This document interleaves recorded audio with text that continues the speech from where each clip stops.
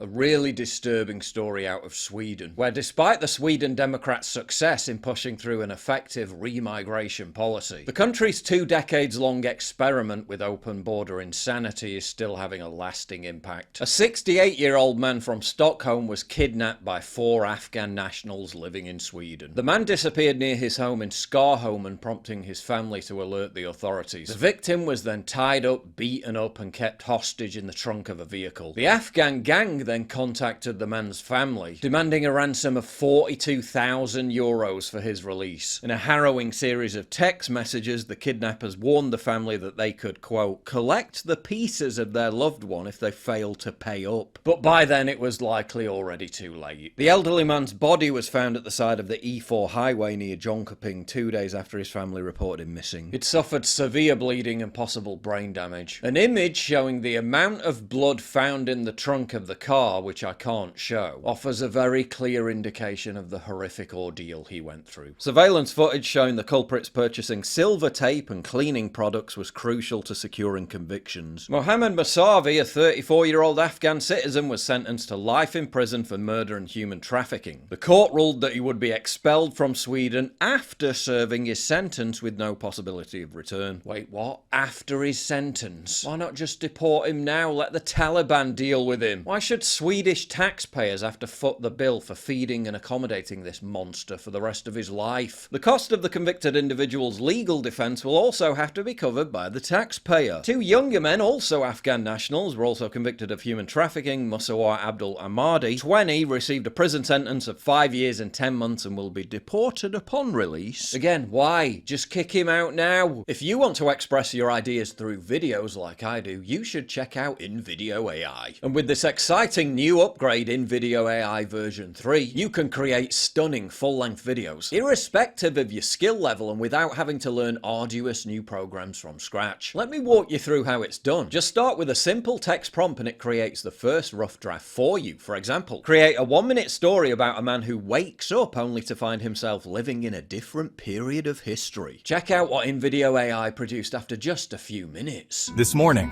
I woke up to the sound of horse-drawn carriages. At first, I thought it was some elaborate prank. Now I must learn to survive in a world that's both familiar and alien. And perhaps find out why I'm really here. You can then use the edit command box and give text-based commands to fine-tune everything. Add subtitles, translate to Spanish, make the music more suspenseful. Or you can even clone your own voice and have that do the narration. Unlike traditional video tools with steep learning curves that don't even match the ambition of your video creation process, InVideo is the creative partner you've always wanted. It removes all the friction by making the process intuitive and fluid, letting users focus entirely on their vision and idea. Create anything you can think of from scratch using InVideo AI's generative capabilities. This really is a monumental game changer that puts you in the driver's seat. Welcome to the world of endless possibilities. You can try InVideo AI for free. This will save you hundreds of dollars that you would otherwise spend on editing, animating, and other production costs. It's obvious to me why InVideo AI is the world's most used AI video creator, with over 10 million users across 150 plus countries. So please check out InVideo AI by clicking the link in the description box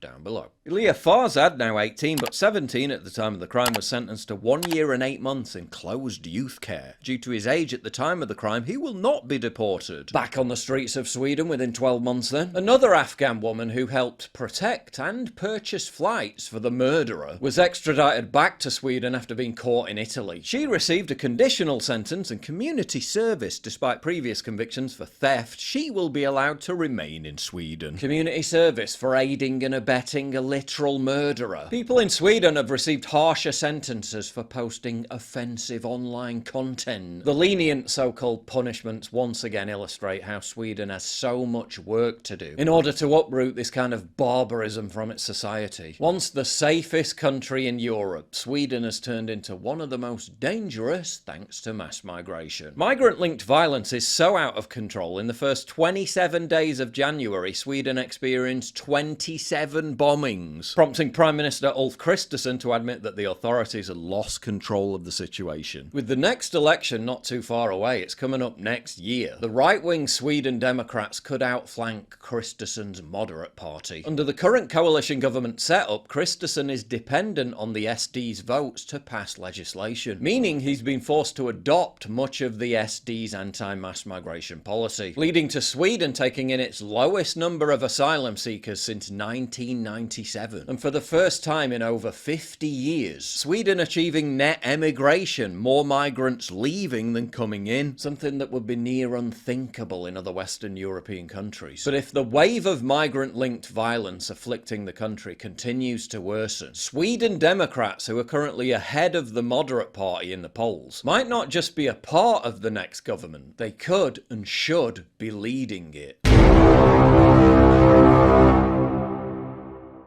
If you value what I do and you want to help support me, please visit pauljosephwatson.locals.com and either pledge a one-time donation or subscribe to join my community, get early access videos, and message me directly. And exclusive live streams coming soon too. Promise. Check out the Locals link down in the description. And don't forget to take a look at the brand new website modernity.news. That's where you'll find all my content, including exclusive articles. That's modernity.news.